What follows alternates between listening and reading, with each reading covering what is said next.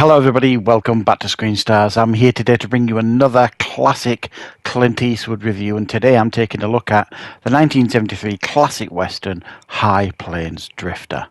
The film is directed by Clint Eastwood, stars of course Clint Eastwood, as well as Verna Bloom, Mariana Hill, Mitchell Ryan, Jack Jing, Billy Curtis, and Jeffrey Lewis.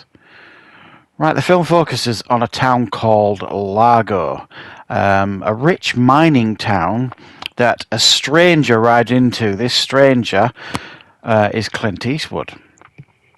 Almost immediately after riding into town, he kills 3 bullies, and the town realise that he actually might be the only one that can help them, because soon to be released from jail are 3 very violent men that have a history with Largo that are planning to come straight back and cause a lot of trouble.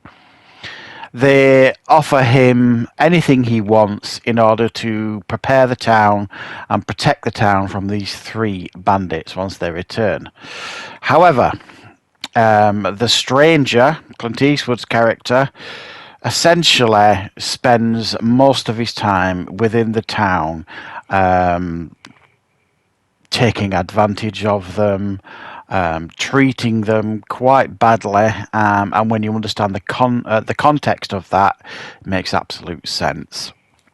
Because this town, 12 months previously, allowed their town marshal, Jim Duggan, to be whipped to death by these 3 bandits that are heading back to Largo.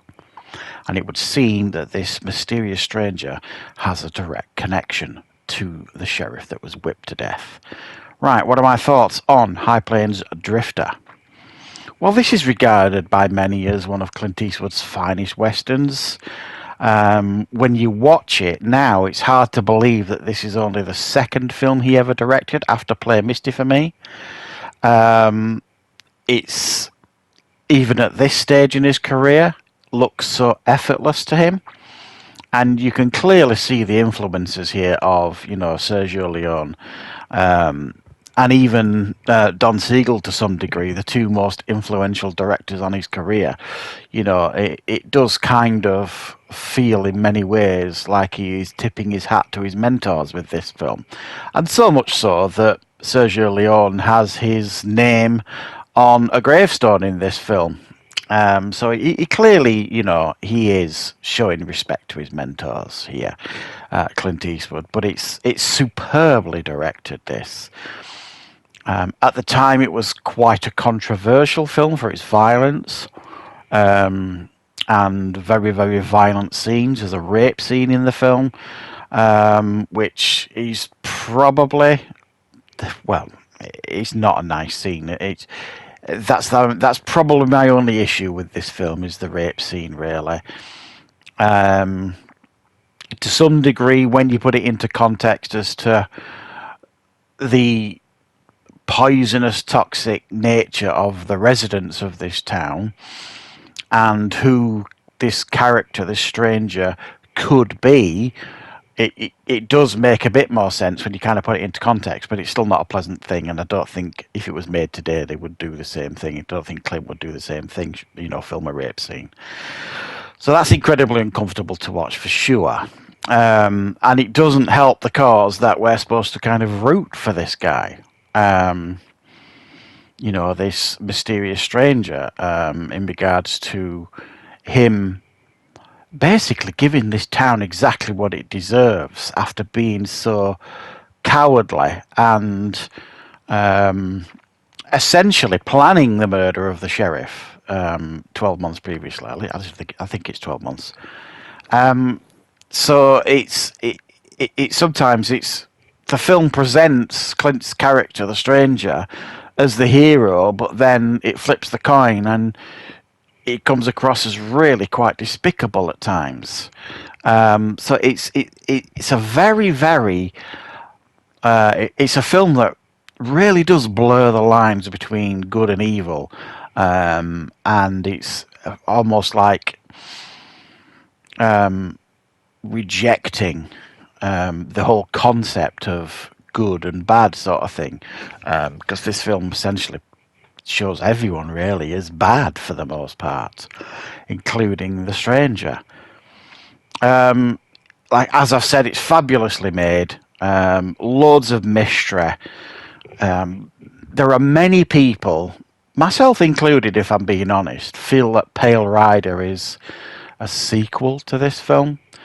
Because initially, and you could see interviews with Clint. Initially, early scripts of this had Clint Eastwood's character as the brother of the sheriff that was whipped to death, and then Clint removed it because he preferred the far more mysterious version, supernatural version, that he could actually be a ghost.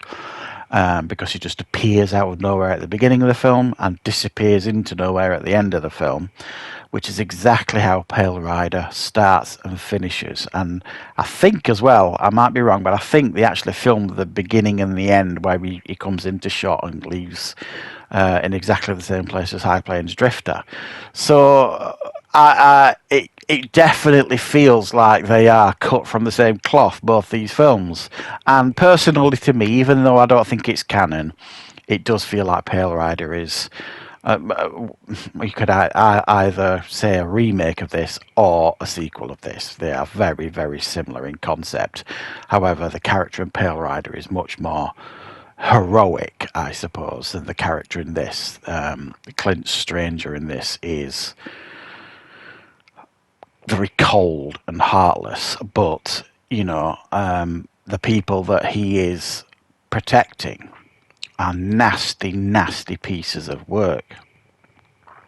So as I've mentioned, this is Clint's second film that he directed and his first Western. And as I've said, it looks absolutely stunning. I mean, the studio wanted him to film it on the backlot sort of thing, and he refused. He wanted to go on location to film it, which he did. He had the town built from scratch, and not only just the shells on the outside, he wanted them actually building inside as well, so that he could film inside and out while on location.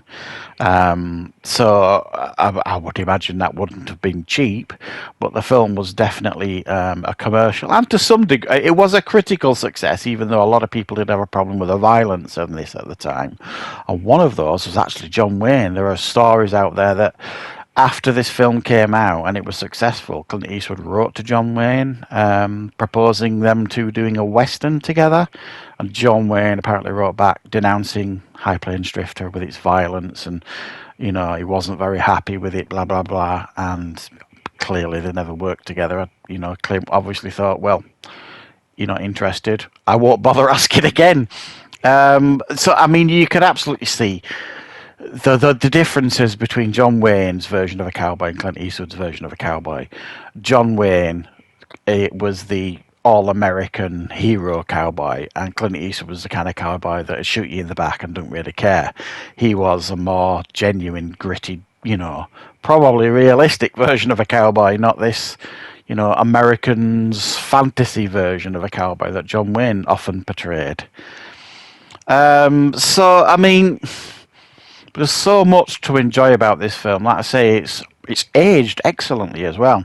There's a lot of familiar faces that you'll see in this that you see in quite a lot of Clint Eastwood films. There is the guy that plays the sheriff as well. Sheriff Jim Duggan was Buddy Van Horn, who was the stunt coordinator and stunt double for Clint Eastwood for many of his films, which is why he had a similar look to Clint Eastwood when he was being whipped to death. And Buddy Van Horn as well directed a number of Clint Eastwood films as well. So they're obviously very, very good friends on all that kind of stuff. So yeah, I mean, High Plains Drifter, it is definitely a 70s classic western. It's definitely right up there with Clint Eastwood's finest westerns. The whole idea of painting the town red and renaming it Hell, it was an inspired idea, really. You know what I mean? To do that, I think the only real, I don't know if I would call it a downer, but the stranger, Clint Eastwood's character, he told everybody to paint the town red, and he renamed the town Hell. And then when the three bandits turned up, led by Geoffrey Lewis, they just rode into town. They didn't even pause to look at the change of name or pause to look at the town being painted red. I think it would have been probably in the film's best interest if they'd have just kind of stopped in the horses, paused and looked at each other for a minute, showed a little bit of concern before they kind of rode into town and tore it to shreds.